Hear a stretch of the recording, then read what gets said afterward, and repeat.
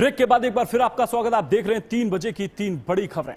तो तीसरी बड़ी खबर यह है कि देश की राजधानी दिल्ली आज एक बार फिर वैश्विक कूटनीति के बड़े मंच के रूप में सामने आई है, जहां 16वीं ब्रिक्स राष्ट्रीय सुरक्षा सलाहकारों की अहम बैठक आयोजित की जा रही है। इस उच्च स्तरीय बैठक में कई देशों के शीर्ष सुरक्षा सलाहकार और प्रतिनिधिमंडल शामिल हुए हैं। बैठक की अध्यक्षता भारत के राष्ट्रीय सुरक्षा सलाहकार अजीत डोभाल कर रहे हैं। बैठक के दौरान अजीत डोभाल ने कहा कि भारत, अमेरिका और ईरान के बीच हुए समझौता ज्ञापन का भारत स्वागत करता है। उन्होंने इसे ऊर्जा सुरक्षा के लिहाज से एक सकारात्मक कदम बताया और कहा कि स्ट्रेट ऑफ हॉर्मुज का खुलना वैश्विक सप्लाई चेन के लिए बेहद महत्वपूर्ण है। इससे न केवल उर्वरक और रसायन जैसे क्षेत्रों में राहत मिलेगी, बल्कि अंतर्राष्ट्रीय व्यापार और आर्थिक गतिविधियों को भी नई गति मिलेगी। एनएसए डोभाल ने आगे ये भी कहा कि आज की दुनिया तेजी से बदल रही है और विभिन्न महाद्वीपों में आए देशों के अनुभव इस मंच को और भी महत्वपूर्ण बनाते हैं। उन्होंने ये भी कहा कि वैश्विक उथल पुथल और बदलते सुरक्षा परिदृश्यों के बीच में ब्रिक्स देशों की भूमिका बेहद अहम हो जाती है। वहीं बैठक के दौरान डोभाल ने आतंकवाद रोधी सहयोग, सूचना और संचार तकनीकी में सुरक्षा तथा नए उभरते साइबर खतरों पर भी विस्तार से चर्चा की, आवश्यकता पर जोर दिया। उन्होंने ये भी कहा कि गैर पारंपरिक खतरे अब राष्ट्रीय सीमाओं से बाहर निकल चुके हैं, जिनसे निपटने के लिए संयुक्त रणनीति और आधुनिक दृष्टिकोण जरूरी है। अब आपको बयान सुनाते हैं। सबसे पहले ये बयान सुनिए। Who believe in peace, progress, growth and cooperation. And I'm happy to see that it is gaining strength day by day. And friends, it is no ordinary grouping. It is the home of 4.1 billion people. That constitutes nearly 49% or half of the global population. Together it also contributes 31 to 32 or 31.5 trillion dollars in the creation of the global wealth. This GDP is more than 30% of the global share. It has got a landmass of over 42 million square kilometers, that is 28% of our planet.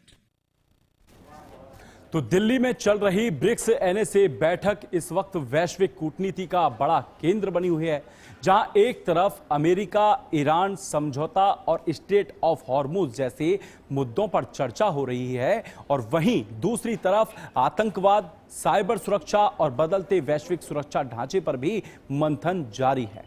आपको बता दें, जिस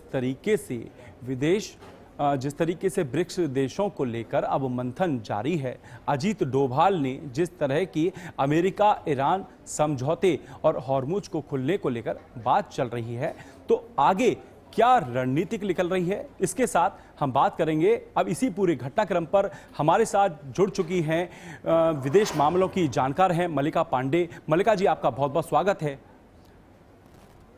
मल्लिका जी, मैं ये जानना चाहता हूं कि एनएसए अजीत डोभाल ने जिस तरह अमेरिका ईरान समझौते और हॉर्मुज के खुलने को लेकर सकारात्मक संकेत दिए हैं, क्या यह भारत की बढ़ती कूटनीतिक भूमिका को दिखाता है? क्या ना कहना चाहेंगे? बिल्कुल। नमस्कार आलोक जी। इस बार जैसे कि हम सबको पता है, जनवरी से ब्रिक्स की कमान इस बार भारत ने संभाली है।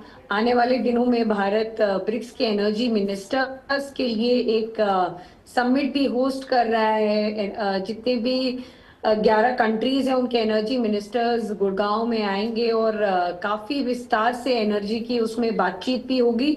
और कहीं ना कहीं एनएसए डोभाल साहब का जो एक स्टेटमेंट आया है, जो आज के टाइम में काफी आपने बहुत अच्छे से एनालाइज भी किया है, उसका साफ तरीके से हमें एक मैसेज है कि बिल्कुल मध्यस्थता कायम रही। भारत ने भी एक बहुत इंपॉर्टेंट रोल प्ले किया है इसमें। कहीं ना कहीं भारत एक बहुत ही बैलेंस्ड अप्रोच लेके चला है शुरुआत से, इस युद्ध के शुरुआत से। उसने सही चीज को सही और गलत को गलत बोला मल्लिका है जी, बार-बार और काफी। मल्लिका जी, मैं ये जानना चाहता हूं कि ब्रिक्स मंच पर जिस तरह सुरक्षा और साइबर खतरों पर फोकस बढ़ा है, क्या यह संकेत है कि आने वाले समय में वैश्विक सुरक्षा की परिभाषा बदलने वाली है? क्या लगता है? बिल्कुल बिल्कुल बिल्कुल आलोक जी, इस बार हमने नया जियोपॉलिटिकल वैसे भी एक टर्न ले चुका है। कहीं ना कहीं हमने देखा कि साइबर क्राइम अब वॉर्स मिसाइल से नहीं बल्कि अब कंप्यूटर्स के माध्यम से होंगे। और पूरा हमने देखा है इस बार जियो पॉलिटिक्स भी एआई का दौर आ चुका है। एआई कहीं ना कहीं बहुत हावी हो चुका है। तो पहले हम जो मिसाइल बुलेट इन सब से टैंक्स इन सब से नजर आता था, अब हमें टैरिफ्स की वॉर होने वाली है। अब कहीं ना कहीं साइबर की वॉर होने वाली है। तो जो डेफिनेशन है वो धीरे धीरे चेंज होता जा रहा है और कहीं ना कहीं हम सबको उससे प्रिपेयर्ड भारत भारत इस पूरे मंच पर जिस तरह सक्रिय भूमिका निभा रहा है, क्या इसे आने वाले समय में ग्लोबल डिप्लोमेसी में भारत की बढ़ती नेतृत्वकारी भूमिका के तौर पर भी देखा जा सकता है?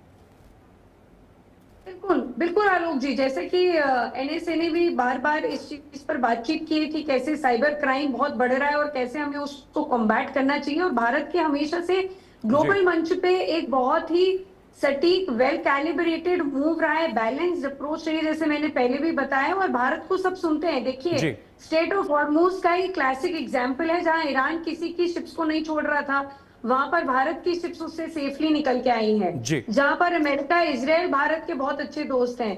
तो मध्यस्थता के लिए भी भारत काफी आगे बढ़ चढ़ के आया है इस तौर पे भी। और वैसे भी भारत की अब कूटनीति एक बहुत ही सेंट्रल स्टेज ले चुकी है। तो मल्लिका जी, दिल्ली में चल रही ब्रिक्स एनएसए बैठक को लेकर जो अहम जानकारियां आपने हमें दी हैं, मल्लिका जी आपका बहुत बहुत धन्यवाद। तो साफ है कि सिर्फ एक औपचारिक बैठक नहीं है, बल्कि बदलते वैश्विक सुरक्षा समीकरण की दिशा तय करने वाला यह बड़ा मंच है, जहां एक तरफ आतंकवाद और साइबर सुरक्षा जैसे मुद्दों पर गंभीर मंथन हो रहा है, तो वहीं दूसरी तरफ अमेरिका ईरान समझौते और स्टेट ऑफ हॉर्मुज जैसे संवेदनशील विषयों पर भी दुनिया की नजरें टिकी हुई हैं। फिलहाल इस बुलेटिन में सिर्फ इतना ही। देश और दुनिया की खबर देखने के लिए आप देखते रहिए HNN न्यूज।